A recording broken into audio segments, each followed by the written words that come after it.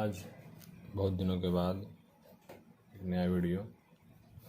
इसमें हम देख रहे हैं कि क्वेश्चन है कि दिखाएं कि बिंदुओं -10, -9, 32,5 और 18,33 से बिंदु इसकी दूरियां बराबर ये दिखाना है।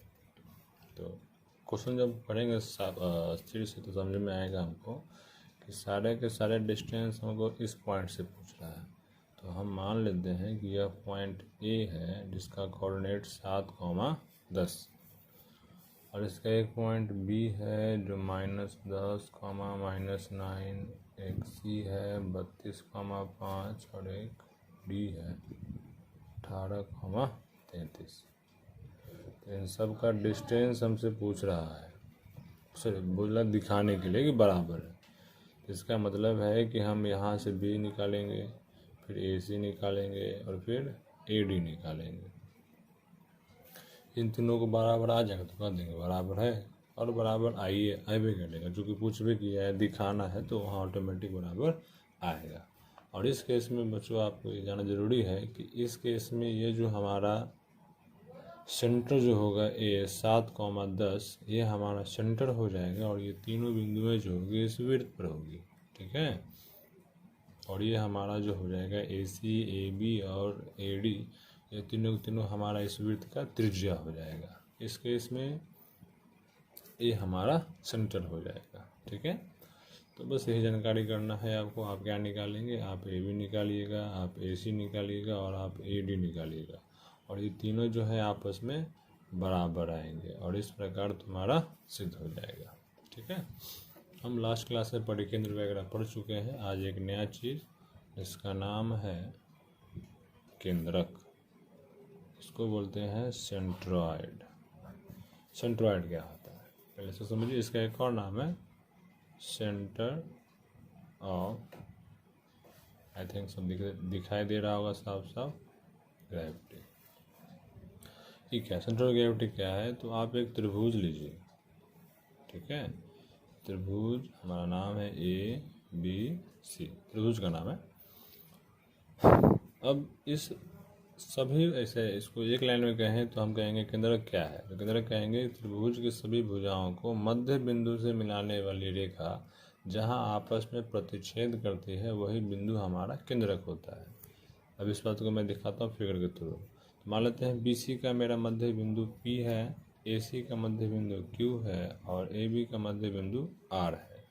तो ए पी, यह हमारा ए पी जो है वह बी सी के मध्य बिंदु को मिला रहा है। इसका मतलब है कि ए पी हमारा माध्यिका है, फिर बी क्यू भी माध्यिका और आर से भी माध्यिका।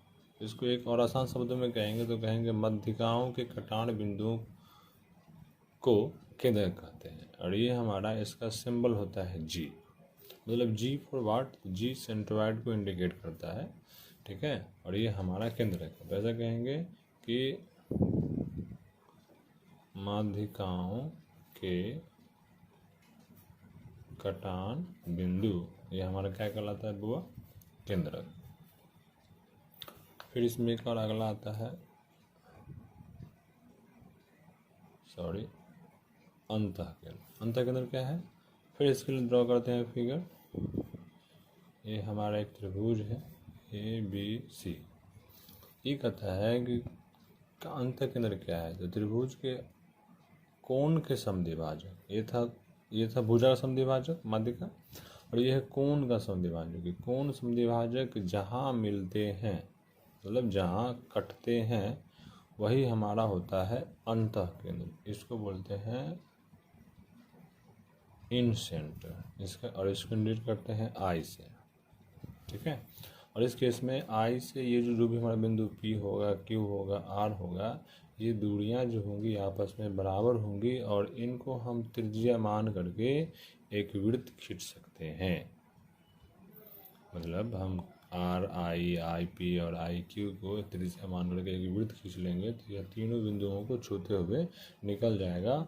और इस केस में इसको कहेंगे हम अंतःवृत्त। और ये जो हमारा जो दिख रहा है त्रिज्या हो जाएगा, उसको कहेंगे अंतःत्रिज्या, मतलब इन सेंटर, इन सर्किल और इन रेडियस। आई थिंक ये क्लियर है। आसान शब्द में कह दिए, ये कोण का समद्विभाजक के टर्म से मिलता है, और ये माध्यिकाओं से।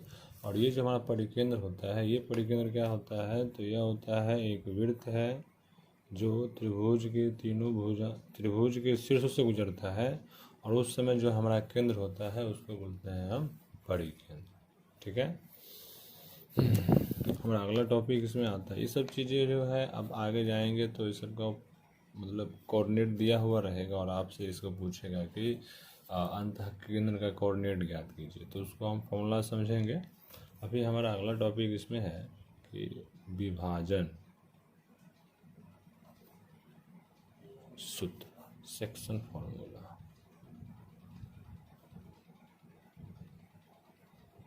ये इम्पोर्टेंट कहेंगे इसको हम, एग्जाम में डायरेक्टली क्वेश्चन फार्मूला बेस्ड सवाल इसमें आएगा।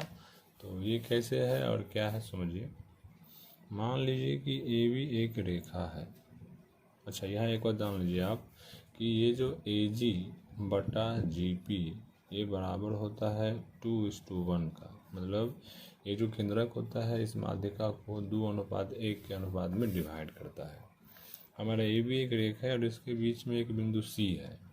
ठीक है, तो ये बिंदु सी जो है वह इन दोनों के बीच में है। तो ए बी मान लेते हैं, ए बी यदि पूरा 10 होगा उस समय, पहले 10 है, तो अब मान लेते हैं ये 7 है और ये 3 है, कुछ भी है, बट ये बीच में नहीं है फिलहाल। अभी हम मान रहे हैं कि ये जो सी है वो बीच में नहीं है।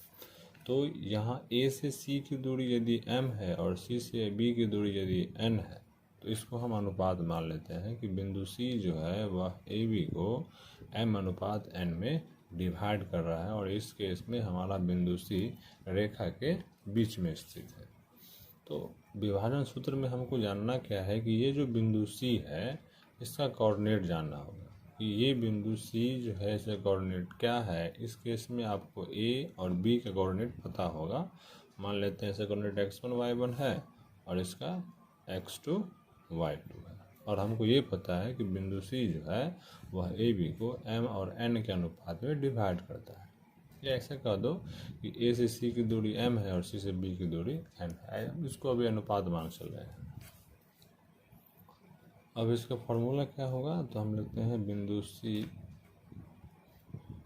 का निर्देशांक। कुछ नहीं करना है बाबा, इसके x1 को लीजिए और इससे मल्टीप्लाई कीजिए। ठीक है, क्या करना है अभी बोले हम बोले कि हमको इसका निर्देशांक लिखना है, तो हम क्या करेंगे, बस कुछ नहीं करना है, इसके कोऑर्डिनेट को और इससे मल्टीप्लाई कर देना है। ठीक है, तो फॉर्मूला हो जाएगा mx1 plus nx2 by m1 plus m plus n।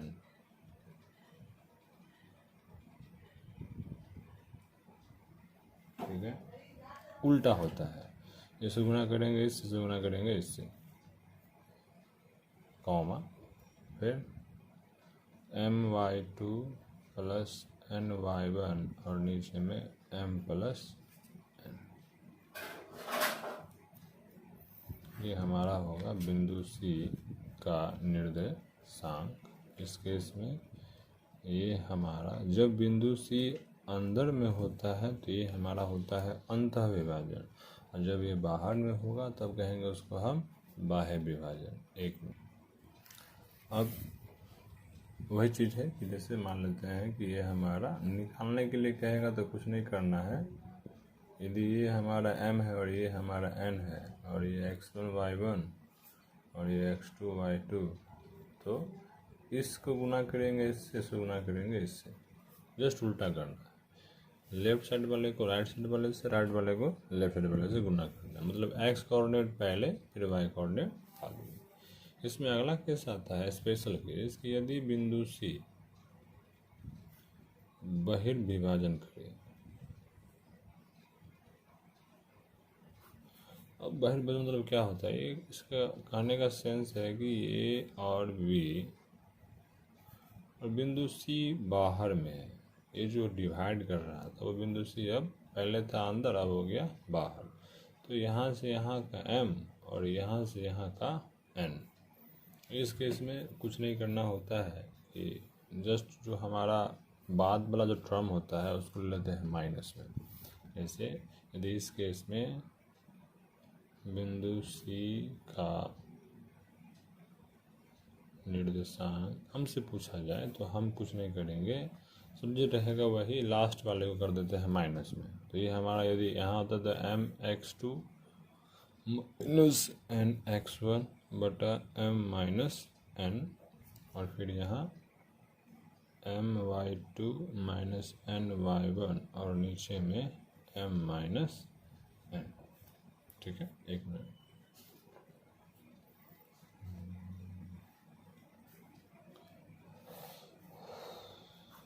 तो ये हमारा हो गया निर्देशांक।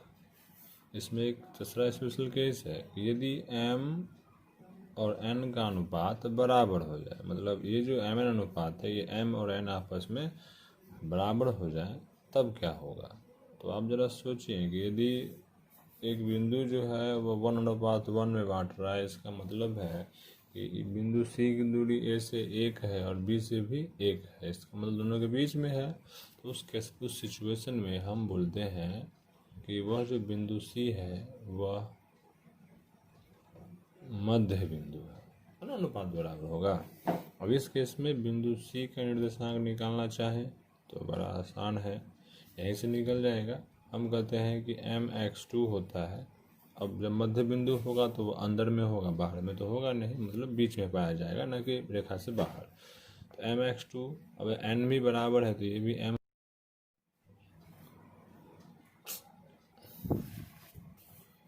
जब दोनों बराबर है तो mx2 प्लस mx1 और नीचे में m प्लस m, और यहाँ भी वही हो जाएगा my2 प्लस my1 और नीचे में m प्लस m। इसको सॉल्व कीजिए, m लीजिएगा कॉमन तो ये हो जाएगा x2 प्लस x1 और नीचे में हो जाएगा 2m, और यहाँ लेते हैं m कॉमन तो y2 प्लस y1 और नीचे में 2m। इस m को m काट दीजिए, m को m काट दीजिए तो ये हो जाएगा x1 प्लस x2 बटा 2, और ये हो जाएगा y1 प्लस y2 बटा 2। ये हमारा हो गया बिंदु C के निर्देशांक, या इसको कहेंगे मध्य बिंदु C का निर्देशांक। ये हमारा फॉर्मूला। हमने 3 फार्मूला देखा। पहला, जब हमारा मध्य बिंदु होगा और उसमें जब बहिर्विभाजन करेगा, ये बहुत कम सवाल आता है, आई थिंक बोर्ड में भी बहुत कम आता है सवाल। इम्पोर्टेंट फार्मूला है अंतर विभाजन वाला, जो ये मैंने यहाँ बताया। अंतर विभाजन वाला मतलब क्या, इसका मतलब है कि यदि बिंदु C दोनों को किसी खास अनुपात में डिवाइड करेगा, उस केस में हमारा वह बिंदु जिस अनुपात में डिवाइड कर रहा है उसके निर्देशांक निकालने का चाहेंगे हम, तो फार्मूला होगा mx2 plus nx1 by m plus n comma my2 plus ny1 बटा m प्लस n। मतलब ये x कोऑर्डिनेट निकालने का तरीका है और ये y कोऑर्डिनेट निकालने का तरीका है, खाली कोऑर्डिनेट अलग अलग हो जा रहा है। ठीक है, आई होप आपको समझ में आ रहा होगा। बाकी अगले सेशन में हम इस पर क्वेश्चन करेंगे। Thank you once again.